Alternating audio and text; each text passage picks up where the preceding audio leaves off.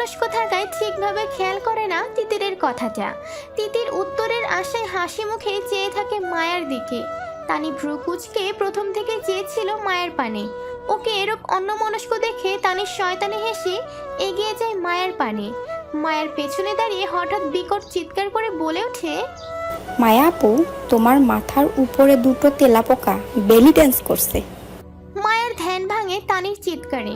অতঃপর যে বাক্যটি সর্বপ্রথম তার মনে আতঙ্ক সৃষ্টি করে সেটা হলো মাথার উপর দুটো তেলাপোকা। ভয়ে আতঙ্কে মায়ের অবস্থা খারাপ হয়ে গেল মাত্র কয়েক সেকেন্ডে। চিৎকার করতে করতে হঠাৎ লাফাতে শুরু করলো মায়া। মায়ের চিৎকারে আতঙ্কগ্রস্ত গোটা খান বাড়ি। রান্নাঘর থেকে এমন বিকট গলার চিৎকার শুনে ছুটে এলো সবাই। মায়া রীতিমতো ব্যাঙের মতো লাফাচ্ছে। শ্রাবণ, তন্ময়, আরব এমনকি বাড়ির মহিলা সদস্যরাও ছুটে এলেন।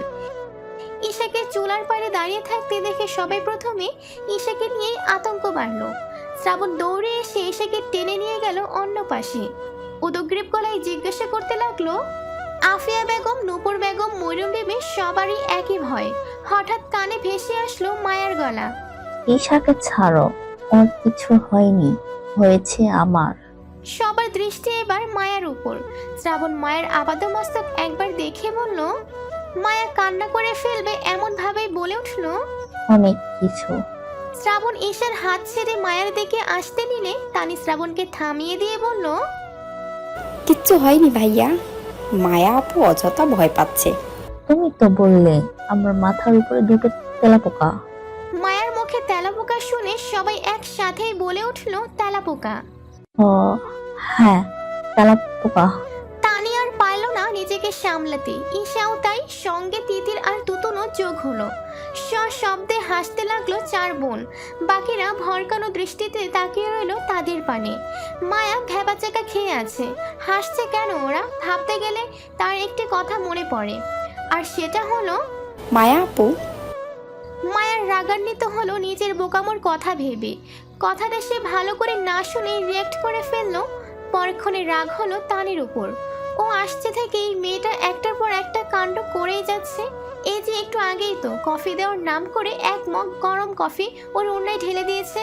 আবার সেই ওড়নায় ইচ্ছে করে দুটো পিঁপড়া ছেড়ে দিয়েছে। সবটাই ইচ্ছা করে করছে তানি, খুব ভালো করে বুঝতে পারছে মায়া। কিন্তু শ্রাবণের বোন বলে কিছু বলতে পারছে না। নূপুর বেগম শাসানি কণ্ঠে বলে উঠল। তানি ইনোসেন্ট মুখ করে হাসি থামায়। ইনোসেন্ট গলাতে ফের বাক্য আওড়ায়। মেয়ের এহেম কথাতে রাগে চোখে তাকালো নূপুর বেগম। দ্বিতীয়বার বকে উঠবে, তবে তার পূর্বেই থামিয়ে দিল শ্রাবণ। ঈশাও থামালো বলে কয়ে, থাক না ছোট মামি, ছোট মানুষ একটু দুষ্টুমি না হয় করেছে। মায়ার শরীর জ্বলে যাচ্ছে রাগে। ছোট মানুষের এই নমুনা, ওর চেয়ে তোর ছোট বোনটা বেশি ম্যাচিউরড। নূপুর বেগমের রাগ কমলো না মেয়ের উপর থেকে। পরের বাক্যটি আওড়াতে আওড়াতে অনেকের থেকে বাধাপ্রাপ্ত হলো। তানির নেচার সম্বন্ধে সবারই ধারণা রয়েছে। এটা তো কিছুই না, এমনও হয়েছে অনেকেও সত্যি সত্যি তেলাপোকা এনে ভয় দেখিয়েছে। আমাদের তানিটা খুবই দুষ্টু, আমাদের তো হাড় মাংস জ্বালিয়ে খায় একদম। তুমি কিছু মনে করনি তো? বললেন আফিয়া বেগম। মায়া জোরপূর্বক হেসে জোরপূর্বক মাথা নাড়ে। সে অনেক কিছু মনে করেছে, তবে কিছুই মুখে বলার নেই। এক এক করে সবাই চলে গেল রান্নাঘর থেকে। শুধু দাঁড়িয়ে রইল তারা চার বোন। মায়া যেতে যেতে তির্যক দৃষ্টি নিক্ষেপ করছে তানির প্রতি। তবে তানির তাতে বিন্দু মাত্র ভ্রুক্ষেপ নেই। সে তার বোনদের সাথে তাল মিলিয়ে হাসতে ব্যস্ত। রাত ৮টা। তন্ময় এবং মায়া চলে গেছে মিনিট দুয়েক হবে। শ্রাবণ আর আরব ওদের গাড়ি অবধি ছেড়ে এলো। শ্রাবণ বাসায় ঢুকতে মায়ের প্রশ্নের সম্মুখীন হলো, মেয়েটা তোকে ভালোবাসে তাই না? মায়ের করা আচানক প্রশ্নে শ্রাবণ একটু থমকায়। মায়াকে সে এখানে আনতে নাড়াচ্ছিল মনে মনে, তবে বন্ধুত্বের দোহাই দিয়ে মায়া তাকে একরকম জোর করে এসেছে এখানে।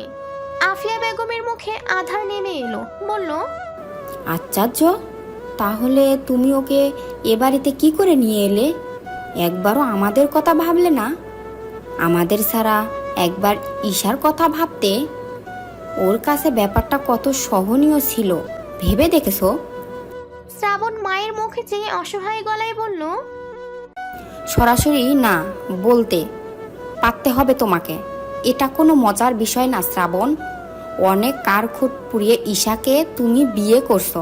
এত মজবুত সম্পর্কটাকে কোনো উটকো ঝামেলার জন্য নষ্ট তো হতে দিও না। মনে রেখো, তুমি ঈশাকে ভালোবেসেছো, সারা জীবন সুখে রাখবে বলে কথা দিয়েছো। সেটাকে করার জন্য তাপসের ঘর করে ফেলো না। ঠিক আছে, এখন ঘরে যাও, একটু ফ্রেশ হয়ে রেস্ট নাও। শ্রাবণ মাথা নেড়ে চলে যায় নিজের ঘরে। ঈশা ঘরেই ছিল। শ্রাবণের লাগেজ থেকে তার জামা কাপড় বের করছে। শ্রাবণকে রুমে ঢুকতে দেখে ঈশা একখানা মিষ্টি হাসি উপহার দেয়। শ্রাবণও একইভাবে হাসে। সে কিছু বলতে চায় ঈশাকে মায়ার ব্যাপারে, তবে কোথা থেকে শুরু করবে বুঝতে পারছে না। ফ্রেশ হবে, টি শার্ট আর ট্রাউজার দিব? কাজে মনোযোগ রেখে গিন্নিদের মতো প্রশ্ন করে ঈশা। শ্রাবণ আর পারে না টিকে থাকতে। মায়ের কথাগুলো মনে গেঁথে গেছে একদম। ঈশা অলরেডি মায়াকে নিয়ে ভীষণ আপসেট ছিল। তাকে বারবার একটা কথাই বলছিল যে ও ভয় পাচ্ছে মায়াকে নিয়ে।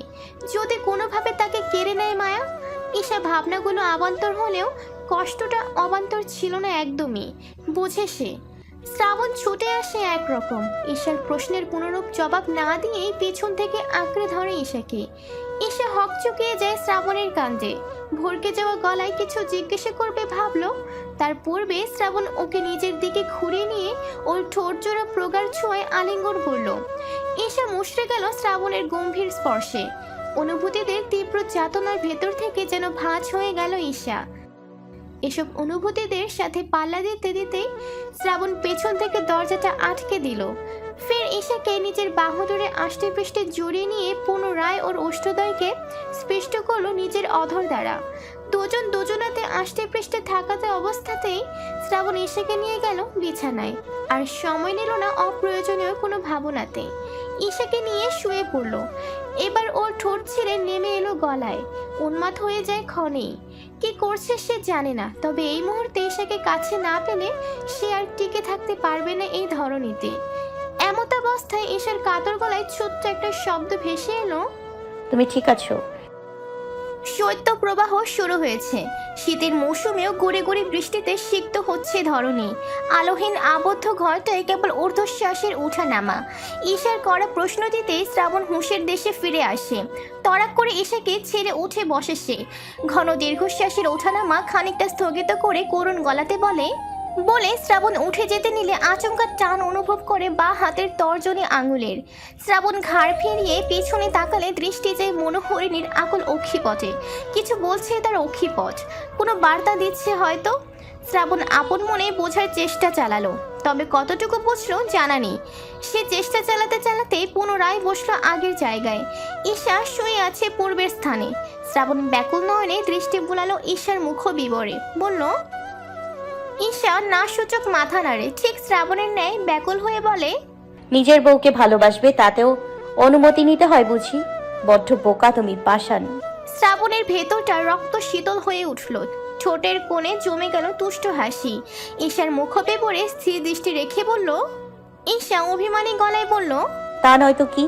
ঈশার কথা আটকে যায় গলায়। শ্রাবণ কথাতে বেশ উস্তাদ।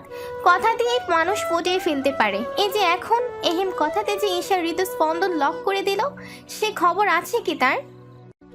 ঈশা হাতের মাঝে শ্রাবণের হাতটা আটকে যেতে শ্রাবণ পুরোটা ডুবে গেল ঈশার মাঝে। কেবল রয়ে গেল দুজনের ঊর্ধ্বশ্বাসের ঊর্ধ্বগতি। বুক ভারী হয়ে চোখের কোণ থেকে ক্রমে জল গড়িয়ে গেল অজানা সুখে। বারে বারে সে সুখের বহিঃপ্রকাশে শ্রাবণের উদাম দেহে স্পষ্টকারে বেশ অনেকটা নখের আঁচড় বসে গেল। শ্রাবণ হাসলো আর সুযোগ দিল তার মনোহরিণীকে। ভীষণ সুখে ভরিয়ে তুলল উপযুক্ত সময়টাকে। রাতের খাবার বসে গেছে টেবিলে। সকলের ডাক পড়তেই বিছানা ছেড়ে লাফিয়ে উঠল ঈশা। কখন যে ঘুমিয়ে পড়ছে টেরে পায়নি। হন্তদন্ত হয়ে উঠতে চেয়ে পাখির ন্যায় শ্রাবণের খাঁচায় বন্দী হলো সে। শ্রাবণ একটানে ঈশাকে নিজের নগ্ন বুকে অভিনিবিষ্ট করলো। কি করছো? নিচে ডাকছে সবাই, এখন উঠতে হবে। শ্রাবণ জবাব দিল না। সে দৃষ্টি বোলাচ্ছে এলোমেলো ঈশাতে। ঘরে ট্রিম লাইট জ্বলছে, সেই আলোতে আধো স্পষ্ট দেখা যাচ্ছে ঈশাকে। কানের লতি টকটকে লাল হয়ে আছে ঈশার। তার হঠাৎ মনে পড়লো সে ইচ্ছে করে কামড় দিয়েছিল। এর জন্য ঈশা দুটো মারও লাগিয়েছিল তাকে। মুচকে হেসে সন্তর্পণে হাত বোলালো ওখানে। ঈশার স্বল্প শিহরণে কেঁপে উঠল। অনুভূতিদের মেলা বসতে অজ্ঞাত স্বরে নেত্রোদয় বন্ধ করে ফেলল। শ্রাবণের এবার চোখ পড়ল ঈশার গলায়। কম করে হলেও পরপর 3-4টে দাগ কড়া চোখে চেয়ে আছে তার দিকে। বুকের ভেতরটা মোচড় দিল শ্রাবণের। ঈশাকে নিয়ে লাফিয়ে উঠে বসলো সে। এটা সে কখন করেছে মনে পড়ছে না তো। আহ গলায় হাত রাখতেই কাতর কণ্ঠে ব্যথা জানান দিল ঈশা। থাক না, খিদে পেয়েছে, খেতে চলো। শ্রাবণ উঠতে নিলে ঈশা তার হাত ধরে থামিয়ে দেয়। বাদশাধা গলায় বলে, কিচ্ছু লাগবে না। এই সুখের ব্যথা আমি এত সহজে ভুলতে চাই না। সময় নিই স্বার্থে। যতদিন এসব থাকবে ততদিন তোমাকে খুব কাছ থেকে উপলব্ধি করতে পারবো। তোমাকে তো আবারও যেতে হবে চট্টগ্রাম। তখন এগুলোই হবে আমার সুখের স্মৃতি। ঈশার মন খারাপ ধরতে শ্রাবণের বেশি বেগ পেতে হয়নি। ঈশার মলিন চাহনিতে আহত করলো তার বক্ষপিঞ্জর। কাছে টেনে ঈশার মাথাটা বুকের মাঝে আষ্টে পৃষ্ঠে জড়িয়ে রেখে বলল, কি করে যাব? ফাইনাল এক্সাম চলছে তো। শ্রাবণের মাথায় ছিল না ব্যাপারটা। সে নিজের কথায় নিজেই বকলো মনে মনে। ঈশা পরীক্ষা রেখে কি করে যাবে? কথাটা ভেবে বললে তো আর আলাদা করে ওর মনের কষ্টটা বাড়তো না। ঈশার মন ফুলোতে শ্রাবণ ওকে টেনে তুলে কপালে ছোট্ট একটা ভালোবাসার ছোঁয়া এঁকে বলল, তুমিও যাবে না? বিস্ময়ের সাগরে তলিয়ে শুধালো ঈশা। শ্রাবণ চোখ টিপে বলল, ইস ঢং। ঈশার লজ্জার রাঙা মুখশ্রী আচানক শ্রাবণের বুকে তোলপাড় শুরু করলো। এতক্ষণ সে খেয়াল না করলেও হঠাৎই বুকটা চিনচিন করছে তার। ঈশার এই রূপটা একদমই নতুন তার কাছে। এর আগে কখনো দেখার সৌভাগ্য হয়নি তার। শ্রাবণের উষ্ণ হস্তত্ব এসে ঠেকালো ঈশার লাল টুকটুকে গালে। শ্রাবণ এগিয়ে আসছে ঘোর লাগা নয়নে। ঈশা হাঁসফাঁস করে উঠল হঠাৎ। লজ্জায় আবারও মরে মরে দশাওন। বুকের ভেতর ঢোল পেটাচ্ছে কেউ। হাত পা নিষ্পিস করছে। শরীর জমে যাচ্ছে। দুজনের মাঝে তখন 1.5 ইঞ্চি তফাৎ। ঈশা চোখ বন্ধ করে সায় জানালো শ্রাবণকে। শ্রাবণ যখনই ঈশার কম্পিত ওষ্ঠযুগল আলিঙ্গন করবে ঠিক তখনই দরজায় ঠকঠক করে কড়া নাড়ে কেউ। চমকে ওঠে দুজনেই। ক্ষণেই বর্তমানে ধরা দিয়ে একে অপরকে দেখে লজ্জা মিশ্রিত নয়নে। শ্রাবণ মাথা নিচু করে কপাল চুলকায়। ঈশা কোনো রকম বিছানা হাতড়ে ওড়নাটা নিয়ে দৌড়ে যায় ওয়াশরুমে। শ্রাবণও শার্ট উঠিয়ে জোরে নেয় শরীরে। বোতামগুলো সম্পূর্ণ লাগিয়ে এলোমেলো চুলগুলো ঠিক করতে করতে চলে যায় দরজা খুলতে। দরজার অপর পাশে ভঙ্গ হৃদয়ে দাঁড়িয়ে আরব। চোখ মুখ একদমই শুকনো। শ্রাবণের কপালে চিন্তার শুকনো ভাঁজ পড়ে। চিন্তান্বিত গলাতে জিজ্ঞাসা করে, ছাদের এক কোণে দোলনায় বসে আছে আরব আর শ্রাবণ। হাতে ধোঁয়া ওড়ানো কফির মগ। ঈশা মাত্রই দিয়ে গেল দুজনকে। শ্রাবণ মগ দুটো রেখে ঈশাকে রুমে যেতে বলল। আরবের মুখ শুকনো দেখে ঈশা জানতে চেয়েছিল কি হয়েছে। শ্রাবণ বলল। ঈশা আর কোনোরূপ প্রশ্ন না করে চলে যায় রুমে। ছাদে আজ বেশ ঠান্ডা, তার উপর ক্ষণে ক্ষণে গড়ে গড়ে বৃষ্টি। এমন ঠান্ডায় বাইরে যত কম থাকা যায়। না ভাইয়া, ভালো লাগছে না। শ্রাবণের সোজাসাপটা প্রশ্নে আরবকে স্বাভাবিক রাখলেও সে যা বলতে চলেছে সেটা স্বাভাবিকভাবে বলতে পারছে না। মনে হচ্ছে ভেতর থেকে বারবার কেউ আটকাচ্ছে, তাকে বাধা দিচ্ছে বলতে। ভাইয়া, আমি বিয়ে করতে চাই। শ্রাবণ কফির মগে চুমুক দিয়ে খানিক কফি মুখের ভেতরে নিতে নিতে আরবের এহেম বাক্য প্রলাপে আর গিলতে পারল না কফিটা। বিষম খেলো সে। কাশতে কাশতে মাথায় হাত চেপে বিস্ময় নিয়ে বলে উঠল, মাথা নুয়ে রইল। কিছুক্ষণ আগেই নামিরার কল এসেছিল। প্রতিদিনকার মতো সে ভালো মনে কলটা রিসিভ করে। তবে নামিরা যে খবর দিল তাতে সে আর ভালো মন দিয়ে স্বাভাবিকভাবে বসে থাকতে পারেনি। অস্বাভাবিকভাবে সাহায্যের জন্য দৌড়ে এসেছে ভাইয়ের কাছে। নামিরার বিয়ে ঠিক হয়ে গেছে। অশান্ত মনে বলল আরব। শ্রাবণ তখন নিজের হাত পরিষ্কার করছে কফি পড়াতে। নামিরার বিয়ে ঠিক হয়েছে শুনে সে পুনরায় বিস্মিত হয়ে তাকায় আরবের পানে। অবাক কণ্ঠে জানতে চায়। ভাবুক গলাতে জিজ্ঞেস করলো শ্রাবণ। আরব অতিষ্ঠ হয়ে ওঠে। হাতের কফিটা নিচে নামিয়ে রেখে ভাইয়ের দিকে ঘুরে বসে বলে ওঠে, সম্পর্ক আছে, তুই বুঝতে পারছিস না। শ্রাবণ কাঁধ নাচিয়ে না সূচক মাথা নেড়ে বলল। আরব দীর্ঘশ্বাস ছাড়ে। হতাশ গলায় বলে, আমি নামিরাকে ভালোবাসি। আমাদের বেশ কিছুদিনের রিলেশন। ইয়া ভাইয়া, প্লিজ কিছু একটা করো। ওর হিটলার মা আর মামু এবার ওকে বিয়ে দিয়েই ছাড়বে। আমি বেকার একটা ছেলে। আমি কি করে এই মুহূর্তে নামিরা মায়ের সামনে গিয়ে দাঁড়াবো? তাছাড়া মাস্টার শেষ করে চাকরির জন্য বা বিজনেসের জন্য ট্রাই করতেও এনার টাইম প্রয়োজন। না, এটা সম্ভব নয়। আমি নিজে কিছু করতে চাই ভাইয়া। আনন্দে চোখ জোড়া উৎফুল্ল হয়ে উঠল আরবের। হ্যাঁ, শ্রাবণের বুদ্ধিটা মন্দ নয়, সে এটাই করবে। কিন্তু নামিরার বিয়েটা আপাতত কি করে আটকাবে? কিন্তু ভাইয়া, নামিরার বিয়েটা কি করে আটকাবো? কি করে? উদগ্রীব কণ্ঠে আরবের মন ফুরফুরে হয়ে গেল। ওর ইচ্ছে করছে ভাইকে জড়িয়ে ধরতে। এত ভালো পরামর্শ শ্রাবণ ছাড়া আর কেউই দিতে পারবে না। শ্রাবণের মতো এমন একজন ভাই পেলে সত্যি জীবন সার্থক। পরের দিন বেলা থাকতে থাকতে খান সাহেব এবং শ্রাবণ গিয়ে হাজির হলো নামিরার বাসায়। নামিরার মামুও বাসায় ছিলেন এ বেলায়। নামিরার বিয়ে নিয়ে তাদের টুকটাক প্রস্তুতি চলছে। ছেলে পছন্দ হয়েছে, কাল তারা নামিরাকে দেখতে আসবেন বলে জানিয়েছেন। তবে মাঝপথে নামিরার জন্য ঠিক করে এই পাত্রকে বাদ দিতে হলো খান সাহেবের কথা শুনে। তিনি তাদের পানে আত্মীয়তার হাত বাড়িয়ে দিলেন, জানালেন নামিরাকে তাদের আরবের জন্য নিতে চান তিনি।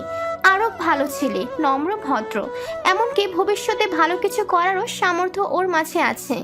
কেবল খান সাহেবের নাতির পরিচয় নয়, সে একসময় নিজের পরিচয়ে চলতে পারবে। আরবের বেকারত্ব নিয়ে নামিরার মামু প্রশ্ন করলে শ্রাবণ জানায় আরব পড়াশোনার পাশাপাশি তাদের পারিবারিক ব্যবসা সামলাচ্ছে। সেই হিসেবে আরব বেকার নয়। সব শুনে নামিরার মামুরও আর আপত্তি করার কোনো জায়গা রইল না। নামিরার মাও খুশি, মামুও খুশি। খান সাহেব জানালেন সবার এক্সামের পার্ট চুকে গেলে আরব আর নামিরার এঙ্গেজমেন্ট হবে। আপাতত ওরা শান্ত মনে পরীক্ষার ঝামেলা শেষ করুক। আমার বাচ্চা লাগবে। আবার বাচ্চা? থতমত খেয়ে বিস্মিত স্বরে আওড়ায় শ্রাবণ। কারফিউ জারি করেছে ঈশা। যতদিন শ্রাবণ বাচ্চার জন্য রাজি না হয় ততদিন সে কোনো মতে অন্য মুখে তুলবে না, এমনকি জলস্পর্শ নয়। তিতিরের প্রেগনেন্সির 7 মাস পূর্ণ হলো আজ। ঘরে ছোটখাটো একটা আয়োজন করা হয়েছে তিতিরকে বড়দের দোয়া ও ভালোবাসা করায়ত্ত করার জন্য। দিনের শুরু হতে সবাই এই ছোট্ট আয়োজনটুকু হাতে হাতে শেষ করেছে তিতিরের 2 ভাই। বোনরাও এখনো পিছিয়ে নেই কোনো কিছুতে। কাজ করতে করতে আপাতত ক্লান্ত শ্রাবণ।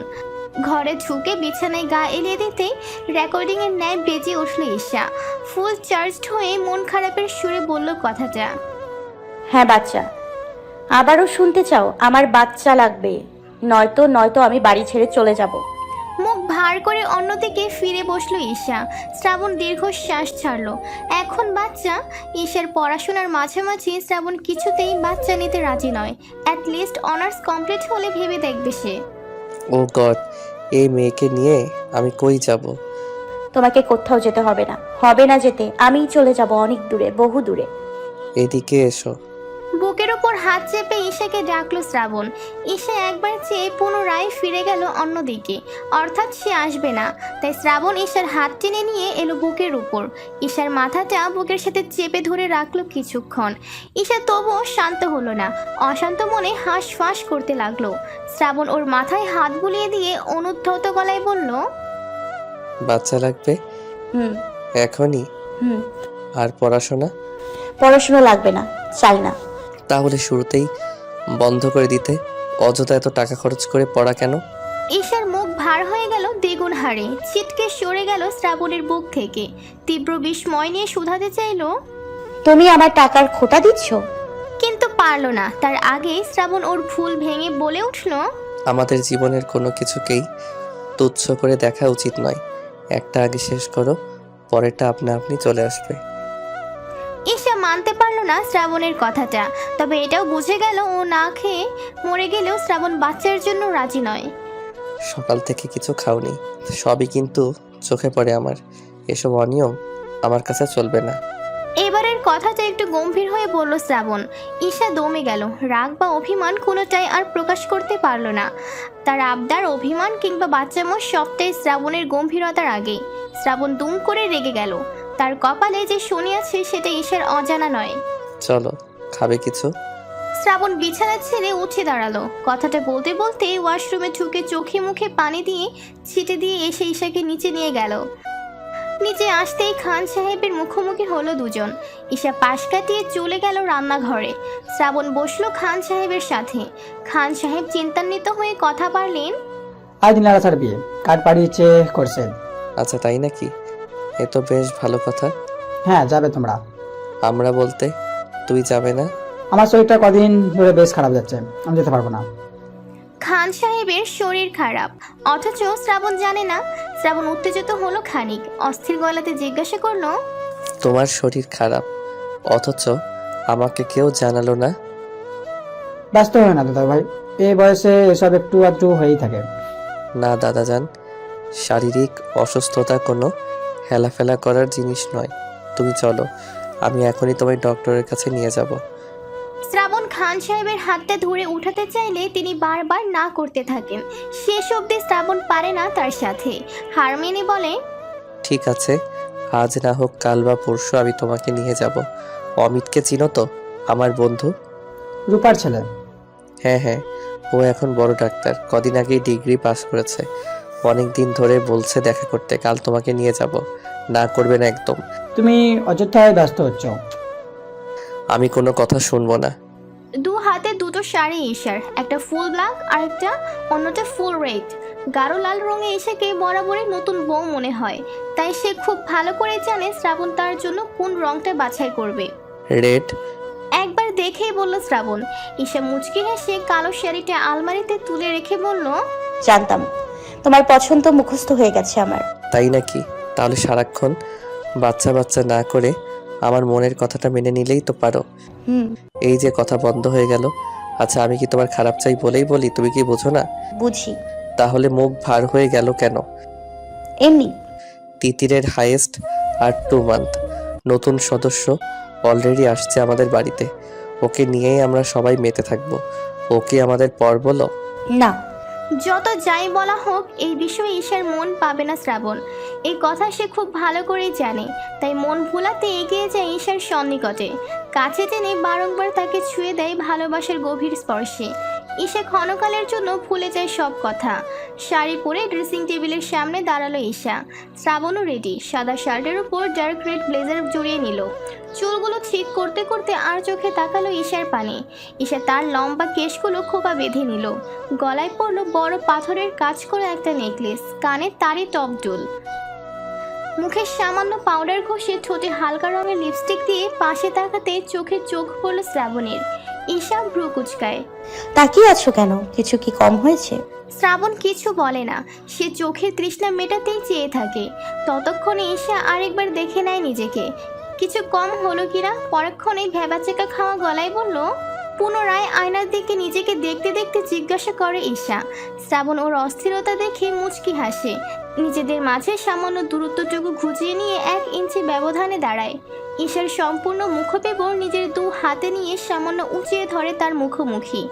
ঈশা ভরকে যায়, চোখ জোড়া গোল গাল করে তাকায় তার দিকে। চুমু খেতে ইচ্ছে করছে। তোমার নির্লজ্জ অধৈর্যরা নিরলস নিমন্ত্রণ জানাচ্ছে আমাকে। ঈশার বক্ষস্থল শিহরণে মুষড়ে গেল, লজ্জায় কঠিন আকারে লাল বর্ণ ধারণ করলো তার গাল। উফ, ছাড়ো তো, ওদিকে দেরি হয়ে। ছাড়তে পারছি না তো। আমি ছাড়িয়ে দিচ্ছি। না, আগে চুমু, তারপর বাকি সব। না, এখন কিছু নয়, চলো চলো, দেরি হয়ে যাচ্ছে। জোর করে নিজেকে ছাড়িয়ে নিল শ্রাবণের থেকে।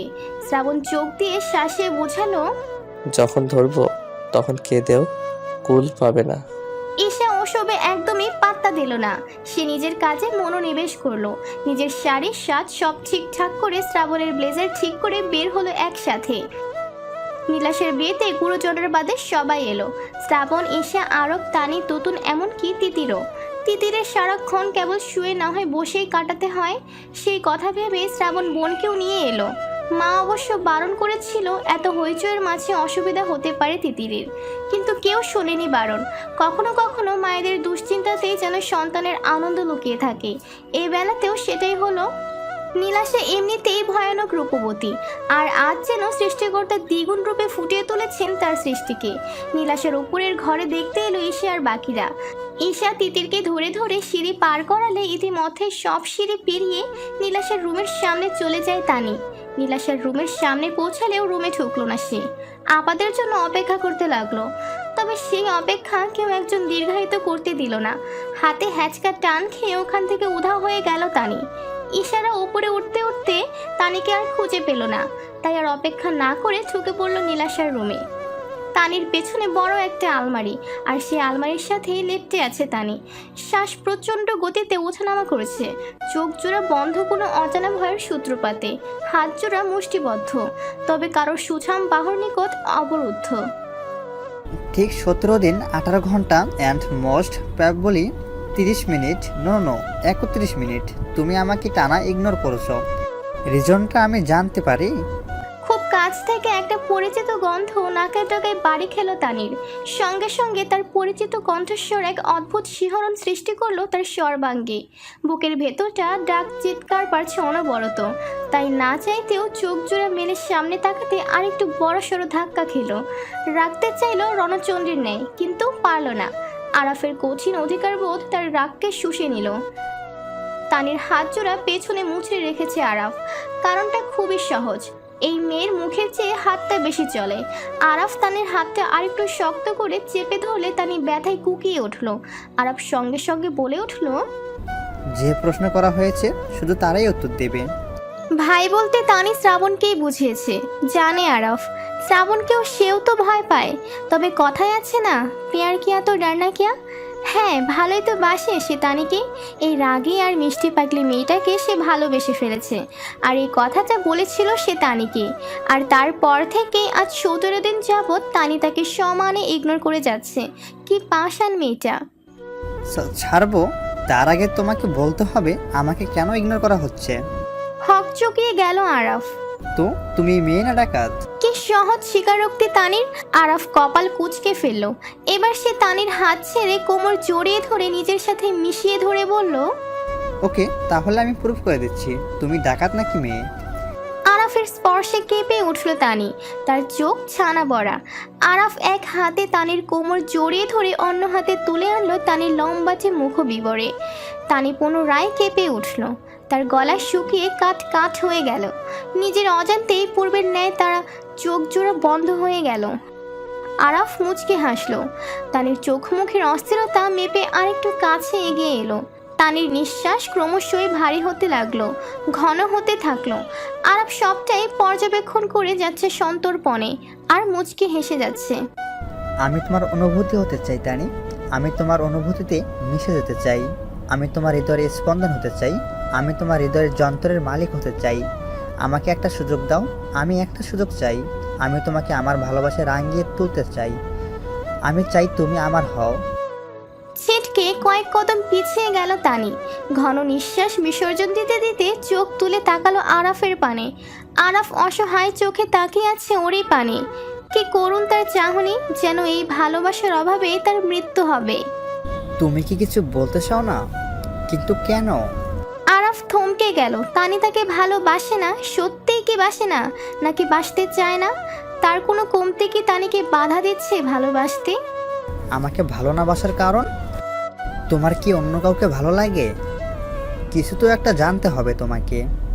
সব কিছু জানি না বলে এড়িয়ে গেলে তো হবে না তানি, আমি তোমাকে ভালোবাসি।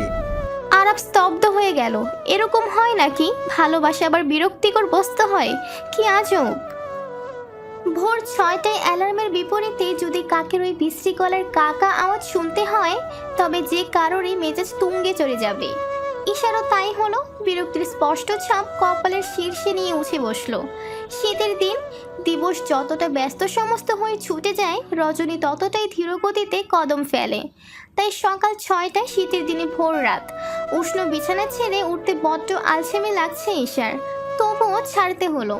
চোখ ডলতে ডলতে উঠল সে। অলস পায়ে হেঁটে গেল ব্যালকনিতে। গার্ডেনে পাহাড় সমান একটা আম গাছ।